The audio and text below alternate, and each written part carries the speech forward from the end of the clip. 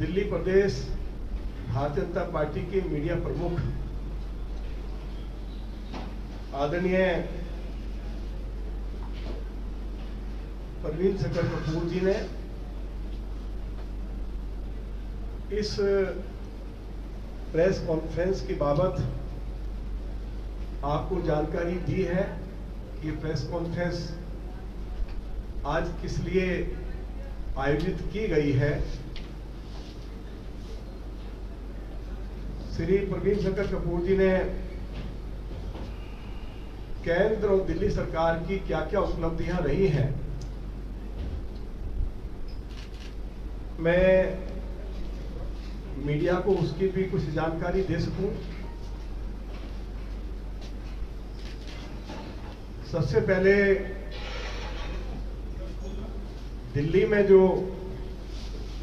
Bharatiya Janata party की सरकार हाल ही में बनी है, यदि श्रीमती रेखा गुप्ता की सरकार के जो 100 दिन गुजरे हैं, दिल्ली के लोगों से जो फीडबैक मिल रहा है, दिल्ली के लोगों का यह कहना है कि लगभग 11 साल के बाद हमें ऐसा लगा है कि दिल्ली में कोई इलेक्टेड गवर्नमेंट काम कर रही है, सरकार काम करती हुई दिखाई दे रही है। हमारी मुख्यमंत्री, हमारे सभी मंत्री दिल्ली की सड़कों पर हैं। दिल्ली विधानसभा के चुनाव से पहले मुझे पार्टी ने मैनिफेस्टो कमेटी का चेयरमैन बनाया और हमने उस मैनिफेस्टो में ये वायदा किया था कि जैसे ही दिल्ली में भाजपा की सरकार आएगी, पहली ही कैबिनेट की बैठक में आयुष्मान भारत योजना को लागू कर दिया जाएगा। पूरे देश भर में ये योजना लागू हो गई। दिल्ली में अरविंद केजरीवाल जी ने इस योजना को लागू नहीं होने दिया। पूरे देश में यदि कोई व्यक्ति बीमार हो जाए तो आयुष्मान भारत योजना के तहत 5 लाख रुपए तक मुफ्त इलाज की व्यवस्था देश के यशस्वी प्रधानमंत्री श्री नरेंद्र मोदी जी ने की है। लेकिन दिल्ली में तो हम 2 कदम और आगे बढ़ गए। दिल्ली में जो हमारे वरिष्ठ नागरिक हैं, जिनकी उम्र 70 और 70 साल से ज्यादा है, उनके लिए मुफ्त इलाज के लिए, चाहे वो अमीर है चाहे गरीब है, सभी वरिष्ठ नागरिकों के लिए 10 लाख रुपए की व्यवस्था केंद्र और दिल्ली सरकार ने की है। इसमें 7 लाख रुपया दिल्ली की सरकार कंट्रीब्यूट कर रही है और 3 लाख रुपया केंद्र सरकार कंट्रीब्यूट कर रही है। बड़ी संख्या में हमारे वरिष्ठ नागरिकों के आयुष्मान कार्ड बनाए गए हैं। जिनकी उम्र कम है उनके कार्ड भी बनाए जा रहे हैं। मैं भारत के यशस्वी प्रधानमंत्री श्री नरेंद्र मोदी जी के प्रति, दिल्ली की लोकप्रिय मुख्यमंत्री आदरणीय बहन रेखा गुप्ता जी के प्रति आभार व्यक्त करना चाहता हूं। दूसरा वायदा किया था कि हम सत्ता में आएंगे, यमुना को क्लीन करेंगे। गुजरात की जो नदी है साबरमती, उसकी तर्ज पर यमुना को हम विकसित करेंगे। मुख्यमंत्री जी ने बैठक बुलाई, उसके बाद प्रधानमंत्री जी की यहां बैठक हुई, उसके बाद भारत के गृह मंत्री जी ने बैठक बुलाई और हमारी केंद्र सरकार और दिल्ली की सरकार ने दिल्ली के लोगों से 3 साल का समय मांगा है कि हम यमुना को क्लीन भी करेंगे और साबरमती की तर्ज पर इसको विकसित करेंगे। वो कार्य शुरू हो गया है। दिल्ली में थोड़ी सी बरसात होती थी, जलभराव हो जाता था। जैसे ही नई सरकार बनी, नाले और नालियों की सफाई का काम तेजी से शुरू हो गया। सैकड़ों करोड़ रुपया उसके ऊपर खर्च किया जा रहा है। जो नाले कवर कर दिए थे, जिनकी डीसिल्टिंग पिछले 10 सालों से नहीं हुई थी, स्लैब हटा के उनको क्लीन किया जा रहा है, सिल्ट को बाहर निकाला जा रहा है और अगले दिन उसको उठाने का काम भी दिल्ली की सरकार, दिल्ली नगर निगम, डीडीए, एनडीएमसी के द्वारा अच्छे से किया जा रहा है। दिल्ली को केंद्र सरकार की मदद से 400 इलेक्ट्रिक बसें भी हाल ही में मिली हैं। उससे पहले 2000 इलेक्ट्रिक बसें मोदी जी ने दिल्ली को मुफ्त उपलब्ध कराई थी। थोड़े समय के बाद 2000 इलेक्ट्रिक बसें और आ जाएंगी और उसके बाद इसकी संख्या बढ़ाकर 13,000 हो जाएगी। जो पब्लिक ट्रांसपोर्ट सिस्टम पूरी तरह कोलैप्स कर गया था, अगले 2 सालों में हमारा public transport system world class होगा। उस दिशा में हमारी सरकार ने कदम उठाए हैं। दिल्ली की सड़कों की हालत बहुत खराब थी, जर्जर हालत थी, और जब सड़कों के ऊपर गाड़ियां चलती थी तो क्योंकि सड़कों के ऊपर गड्ढे थे तो धूल उड़ती थी, और दिल्ली सबसे ज्यादा प्रदूषित धूल से होती है। PM2.5 सबसे ज्यादा डस्ट या धूल से जनरेट होता है, ये सुप्रीम कोर्ट ने भी माना है। तो आज आप अलग अलग क्षेत्रों में जाइए, वर्ल्ड क्लास सड़कें श्रीमती रेखा गुप्ता जी के मार्गदर्शन में बनाई जा रही हैं। हमने ये वायदा किया था कि जो गरीब महिलाएं हैं उनके खाते में 2,500 रुपया हर महीने भेजा जाएगा। उसके लिए 5100 करोड़ रुपया श्रीमती रेखा गुप्ता जी की सरकार ने बजट में प्रोविजन किया और वो कार्य अब शुरू होने जा रहा है। हम उसके लिए भी श्रीमती रेखा गुप्ता की सरकार का धन्यवाद करते हैं। अरविंद केजरीवाल के शासन में ओल्ड एज पेंशन 2018 से बंद कर दी थी, और यदि वरिष्ठ नागरिकों को ओल्ड एज पेंशन मिल रही थी तो जिनकी उम्र 60 साल से 70 साल थी उनको 2,000 रुपया मिलती थी, और जिनकी उम्र 70 साल से ज्यादा थी उनको 2,500 रुपया मिलती थी।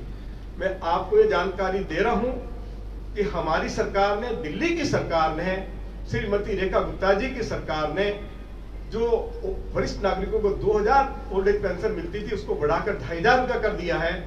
70 साल से ज्यादा हमारे वरिष्ठ नागरिकों को 2,500 रुपया ओल्ड एज पेंशन मिलती थी, उसको बढ़ाकर 3,000 रुपया कर दिया है। हम इसके लिए भी उनके प्रति बहुत बहुत आभार व्यक्त करना चाहते हैं। मैं इसी के साथ भारत सरकार के प्रधानमंत्री जी के प्रति, भारत सरकार के सड़क परिवहन और राजमार्ग मंत्री आदरणीय श्री नितिन गडकरी जी के प्रति, दिल्ली के ऑनरेबल लेफ्टिनेंट गवर्नर के प्रति और दिल्ली की मुख्यमंत्री श्रीमती रेखा गुप्ता जी के प्रति, उनके मंत्रियों के प्रति और दिल्ली के सभी ऑनरेबल पार्लियामेंट मेंबर्स के प्रति आभार व्यक्त करना चाहता हूं कि हाल ही में श्री रेखा गुप्ता जी ने जो पहल की और सभी को लेकर वो भारत सरकार के सड़क परिवहन राज्य मंत्री के पास गए, तो आपको ये जानकर खुशी होगी कि श्रीमती रेखा गुप्ता जी दिल्ली में हाईवे बनाने के लिए, टनल बनाने के लिए, फ्लाईओवर्स बनाने के लिए 24,000 करोड़ रुपया लेकर आई है, और 5 किलोमीटर लंबी टनल जो वसंत कुंज से लेकर नेशनल मंडेला मार्ग से लेके श्री मूर्ति तक जाएगी, उसका कार्य शुरू हो गया है। INA से लेके एयरपोर्ट तक एलिवेटेड रोड बनाई जाएगी। मथुरा रोड पर आपको मालूम है कि ट्रैफिक की समस्या बहुत थी और ये PWD के पास ये सड़क थी। अरविंद केजरीवाल के समय में कुछ काम हुआ नहीं और घंटों घंटों लोग जाम में फंसे रहते थे। मैं ये आपको जानकारी दे रहा हूं कि हमारी मुख्यमंत्री जी के आग्रह पर देश के सड़क परिवहन राजमार्ग मंत्री श्री नितिन गडकरी जी ने आश्रम चौक से लेके बदरपुर बॉर्डर तक जो सड़क PWD के पास थी, जो हाईवे, उसको NHAI को ट्रांसफर करवा दिया है, और कुछ समय के बाद पूरा मथुरा रोड सिग्नल फ्री हो जाएगा। जहां जहां रेड लाइट्स है वहां फ्लाईओवर्स बनाए जाएंगे। आपने मेहरौली गुड़गांव रोड देखा होगा।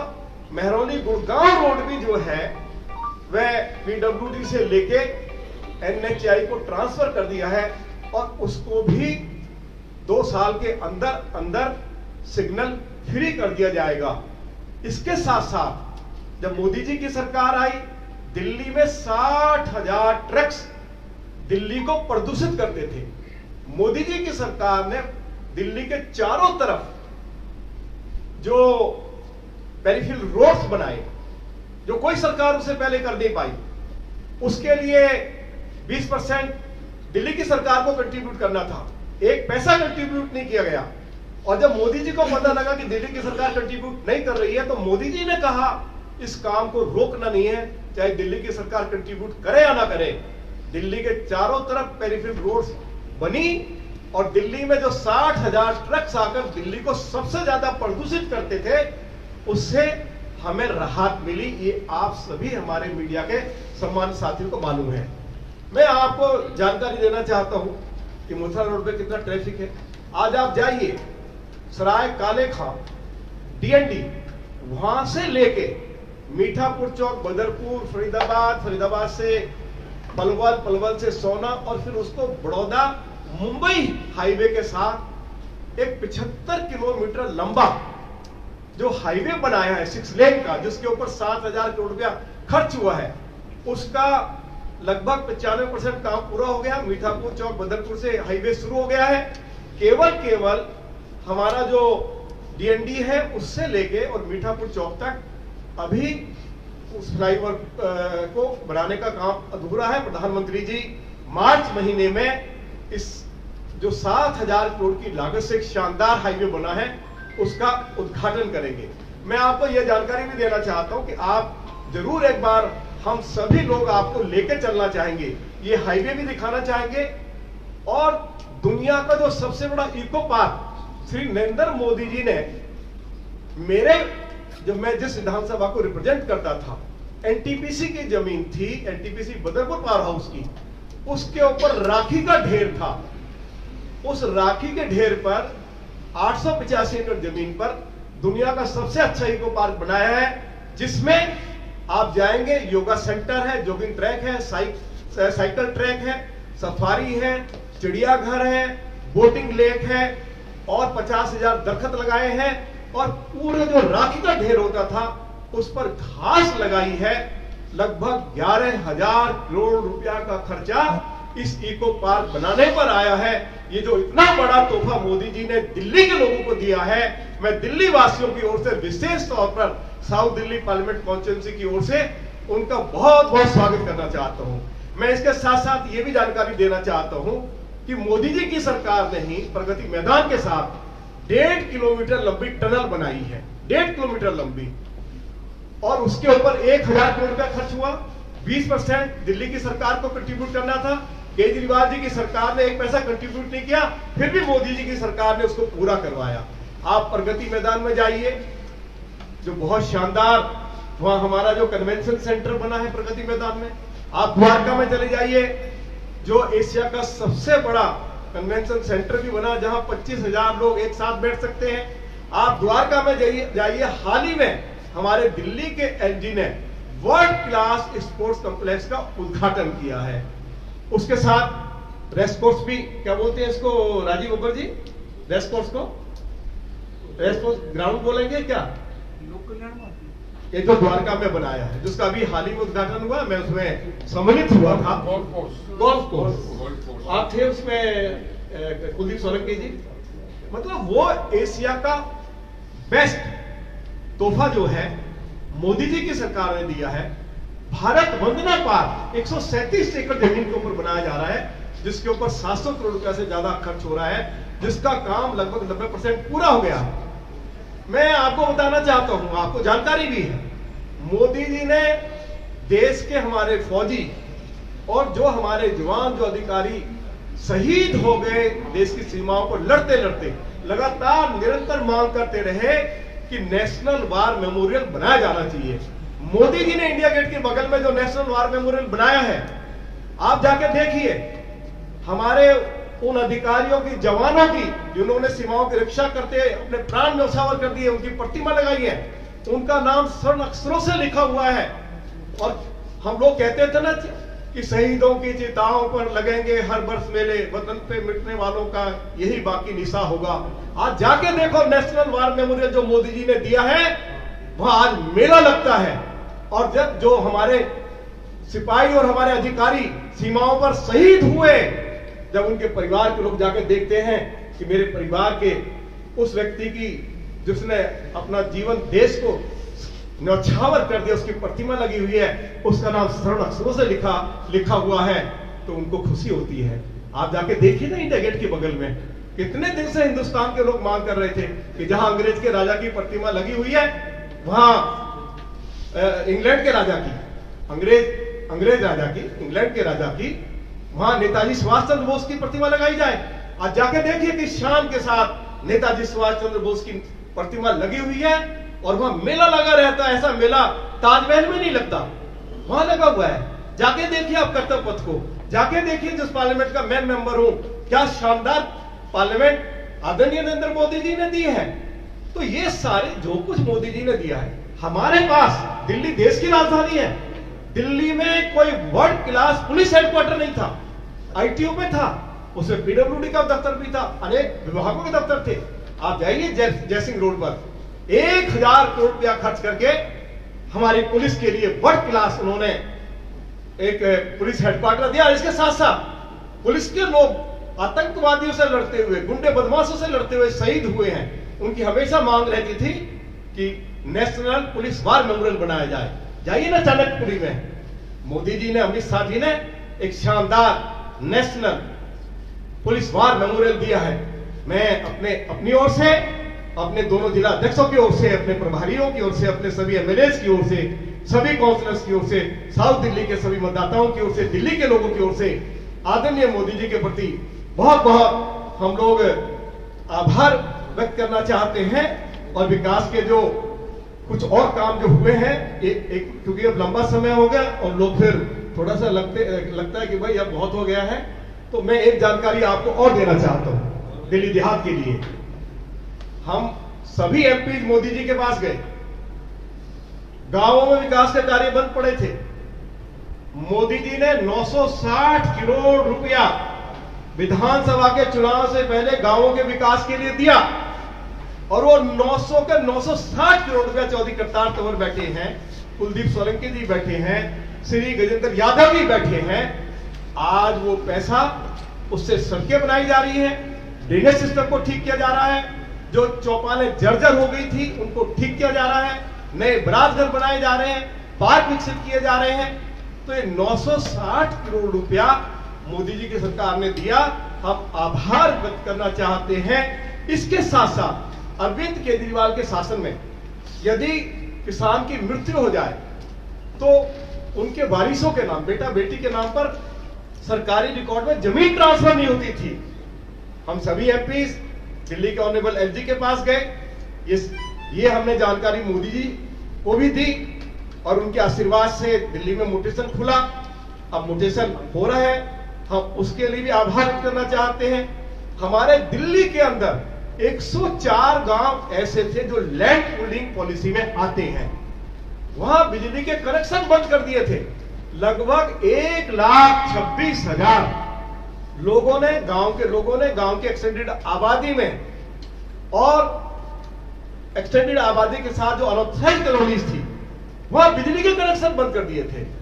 जब ये मामला दिल्ली के ऑनरेबल एलजी के पास गया, गृह मंत्री जी के पास गया, मुझे जानकारी देते खुशी हो रही है कि डीडीए को डायरेक्शन दी गई कि जो ऑर्डर आपने निकाला है, जो बीएससीएस को आपने डायरेक्शन दी है कि जो एरिया लैंड पूलिंग पॉलिसी के तहत पड़ते हैं वहां उनको कनेक्शन नहीं दिया जाएगा, उस ऑर्डर को विड्रॉ कराया और 1,26,000 लोगों को क्या नाम है, बिजली का कनेक्शन मिला। लास्ट में मैं आपको जानकारी और दे रहा हूं, दिल्ली देहात की जो ग्राम सभा की जमीन होती थी, जब गांव अर्बनाइज हो जाता था तो उसकी मालिक डीडीए हो जाती थी, और डीडीए उस जमीन को बेचकर अरबों रुपया कमाती थी, अरबों रुपया।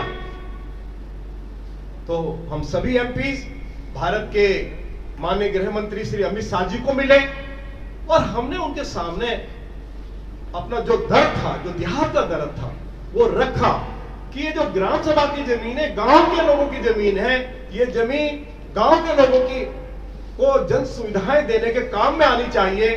डीडीए इसको बेचकर हजारों करोड़ रुपया कमाती है।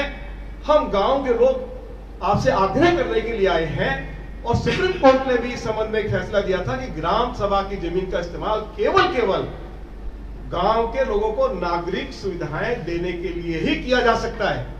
उसके बाद आदरणीय श्री अमित शाह जी ने डायरेक्शन दी भारत सरकार के हमारे जो housing and urban affair minister को, दिल्ली के एसजी को, और अब यह व्यवस्था हो गई है। अभी हमारे श्री करतार सिंह तंवर जी ने अभी हाल ही में एक बरात घर का निर्माण का कार्य शुरू किया था और उसको रोक दिया गया था। उसके बाद फिर जाके डीडीए में हम लोग गए, तो उसी समय डीडीए को जब दिखाया गया तो डीडीए ने कहा हाँ हमारे पास ये आ गया, एक गलती से हमारे छोटे अधिकारी चले गए होंगे। तो अब जितनी भी ग्राम सभा की हजारों एकड़ जमीन खाली पड़ी हुई है, उस जमीन पर गांव के लोगों के लिए स्कूल, कॉलेज, हॉस्पिटल, डिस्पेंसरी, बरात घर, park, water treatment plant, sewage treatment plant बनाए जाएंगे। और जल्दी अगले साल हम मोदी जी के आशीर्वाद से छतरपुर विधानसभा में फतेहपुर बेरी भाटी में 40 बीघा जमीन जो ग्राम सभा की है, उस पर छात्राओं के लिए मोदी जी के आशीर्वाद से और उसमें भरपूर सहयोग हमें दिल्ली की मुख्यमंत्री श्रीमती रेखा गुप्ता जी का मिला है। हम अगले साल इस कार्य को शुरू करने के लिए जा रहे हैं। तो ये कुछ जानकारियां मैंने आपको दी है। अब जानकारियों की तो मेरे पास इतनी बड़ी लिस्ट है, अगर मैं इसको पढ़ के सुनाऊंगा तो बहुत दिक्कत हो जाएगी। लेकिन 2-3 बातें आप कहोगे यार ये दिल्ली की तो बात कर दी, थोड़ी कोई राष्ट्रीय स्तर की बात तो की नहीं। हमें खुशी है, प्रधानमंत्री जी को बधाई देना चाहते हैं कि आज भारत की जो अर्थव्यवस्था है वो चौथे नंबर की है। आर्टिकल 370 हटा है, 3 तलाक खत्म हुई है, नया वक्फ एक्ट को लाया गया है, सीए डिजिटल इंडिया में भारत ने बहुत प्रगति की है, महिलाओं को 1/3 आरक्षण मिला है। लंबे समय से ये मांग चली आ रही थी और जातीय जनगणना भी हमारी सरकार ने शुरू करवाई है। पूरी पुलवामा में जो घटना घटी थी, जिस तरह से पाकिस्तान में घुस के, चाहे वो पहलगाम के बाद जिस तरह से आतंकवादियों की कमर तोड़ी है, सैकड़ों आतंकवादियों के मौत के घाट उतार दिया है, हम उसके लिए भी अपनी सेना के प्रति, अपने नेता आदरणीय मोदी जी के प्रति बहुत बहुत आभार व्यक्त करना चाहते हैं।